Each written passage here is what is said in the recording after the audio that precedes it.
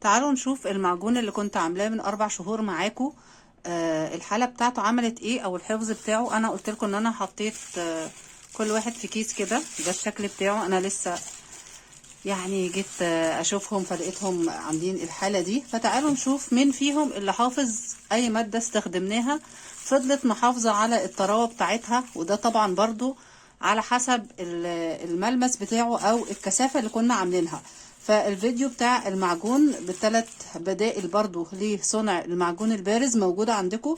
هتشوفوا اللي باللون الازرق ده كنا عاملينه بايه، واللي عاملينه باللون البينك كنا عاملينه باي مادة، واللي عاملينه اللي هو المنت ده كنا عاملينه بايه، او التركواز ده كنا عاملينه بايه. بصوا النعومة بتاعته يعتبر ده اكتر حاجة ناعمة فيهم. كان في معجون برضو قبل كده عندي وكنت حافظاه ان انا احط عليه ميه، شويه ميه، فشلت الميه وقلت خلاص احط عليها بقى ايه بقت المجموعه من المعجون الموجود ده هيطري، ده مش هيحصل له اي مشكله مادام هو اصلا لسه في حاله المعجون لسه ما تكتلش. فتعالوا نشوف كمان اللي هو اللي كنا عاملينه لونه بينك ده. ارجعوا للفيديو هسيبه لكم برضو في الوصف وشوفوا المعجون عامل ازاي، الطراوه بتاعته هل كتل ولا لو اتحط عليه ميه هيرجع تاني، او اي ماده لينه هيرجع تاني. هو لسه اهو ما كتلش، ولكن طبعا الملمس بتاعه مختلف لان الماده اللي احنا مستخدمينها ماده مختلفه. تمام، فبرضو انا هضيفها هنا لان انا في الاخر كده كده بلون المعجون لما بستخدمه. واحيانا لما بنكون بنحط المعجون في الاخر خالص، يعني بنكون شطبنا القطعه وعايزين نحط عليها بروزات، فبنحط المعجون ملون. تمام، نشوف بقى الازرق اهو، نشوف وضعه عامل ايه. هل هو برضو كتل يعني بقى ناشف، ولا حبب من جوه، ولا ناعم؟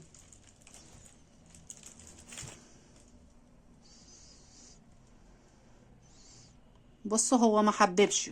تمام، يعني هو ايوه ناشف، ولكن يعني لو حطينا بلينا ايدينا ميه. طب ثواني كده هبل ايدي ميه معاكم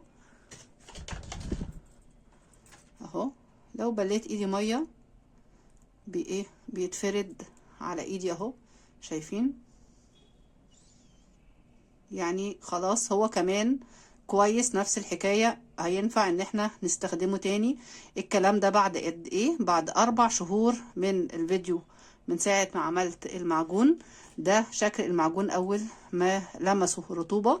طبعا قلنا لو هو كان نشف ناشف خالص هيكون لما احط عليه ميه مش هيحصل اللي حصل دلوقتي، ومش هيرجع بالنعومه اللي انا حاساها في ايدي دي، لا هيبقى محبب زي الرمل كده او زي الزلط كمان.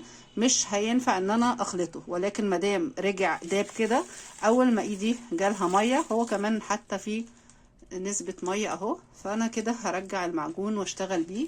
ودي طريقة حفظ المعجون. عايزين الصح في حفظ المعجون ده، حطوا المعجون بتاعكم في علبة زي ما انا كنت حاطة كده، وحطوا عليه شوية مية، غطوه يعني بشوية مية. ما تخافوش المية مش هتندمج مع المعجون، ولكن هتعزل عنه وصول الهواء. تمنياتي ليكم بالتوفيق. ما تنسوش لايك واشتراك في القناة، واشوفكم ان شاء الله في الفيديو الجاي. مع السلامة. طيب انا كنت خلاص فضيته في بوله، قلت ايه لما اعمله كده قدامكم بدل ما يعني عشان تشوفوا كمان انا عملت ايه. يعني انا كنت انهيت الفيديو، ولكن قلت خليكم كده تشوفوا معايا اهو الحالة بتاعته. كل الالوان بقى لما اتحطت على بعضها. تمام، هو حتى لو ما اندمجش كويس دلوقتي، انا بس عايزه اوريكم تبقوا عارفين ان احنا ممكن نستخدم الحاجه. انا قلت اوظفه، يعني كنت بروق كده في المرسم ولقيتهم، فقلت اوظفه في حاجه بدل ما نرمي الخامات دي. تمام، فحتى هو لو ما اندمجش كله دلوقتي، الليونه اللي موجوده دي هترجع له، هو هيمتص منها وهيرجع لين برضو. وان شاء الله هوريكم الفيديو الجاي انا هستخدمه في ايه، لان خلاص حاطه له فكره. يعني مش لازم الفيديو اللي جاي على طول عشان مش ببقى عارفه هنزل ايه الاول، ولكن زي ما انتوا شايفين انا جبت حاجه ينفع اهرس بيها كده. و ده الملمس اللي عليه هو، بس لسه التكتلات مفضيتش. بس عايزة اعرفكم انا كده ما ضفتش اي مية ولا اي حاجة. ده المعجون اللي كان عندي، حتى شايلة منه المية اللي كانت عليه اهو.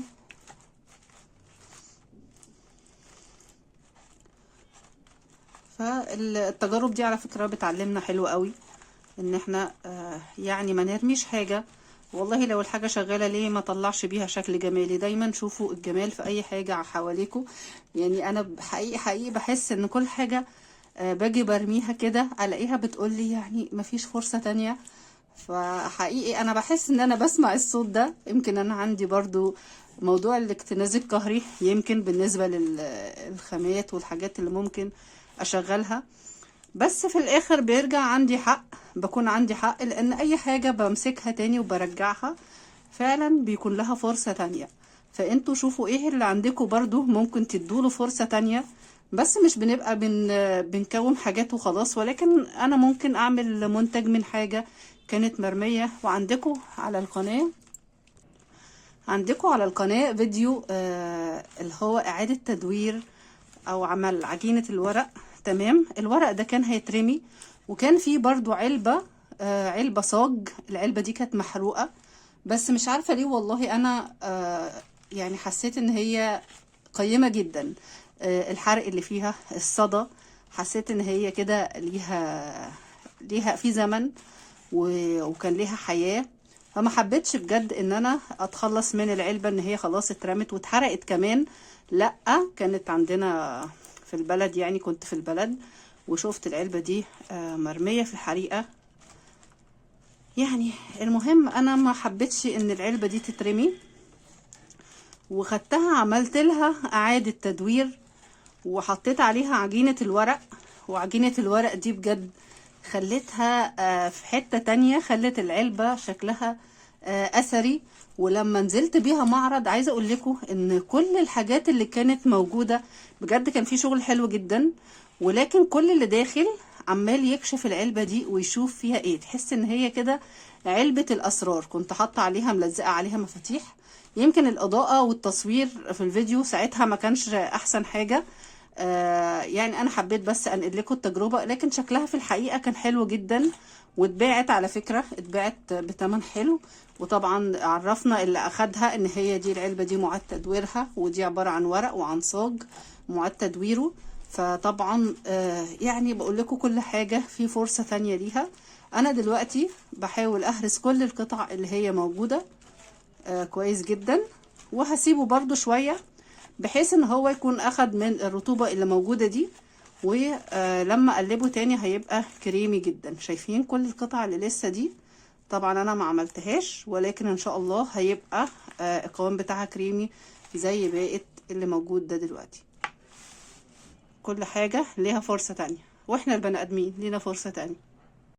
بصوا كده، ده القوام بتاعه اهو بعد ما تقلب شوية ودوبنا اللي فيه. طبعا هو عايز يتسحب بسكينة المعجون كده على سطح مستوي، فلو في اي تكتلات هتضيع وهتدوب معانا. شايفين القوام بتاعه عامل ازاي؟ ده كمان ممكن يحتاج بودر عشان نستخدمه. يعني شايفين كل ده رغم ان هو كان متكتل جدا، واتحط على معجون برضو عادي، يعني قوامه كان كويس. شايفين عامل ازاي؟ فده ان شاء الله عند الاستخدام يتسحب كده بسكينة المعجون على سطح مستوي ان شاء الله، فهيرجع تاني ان احنا نقدر نستخدمه. دي كانت التجربة كاملة، واتمنى ان هي تفيدكم ان شاء الله. مع السلامة.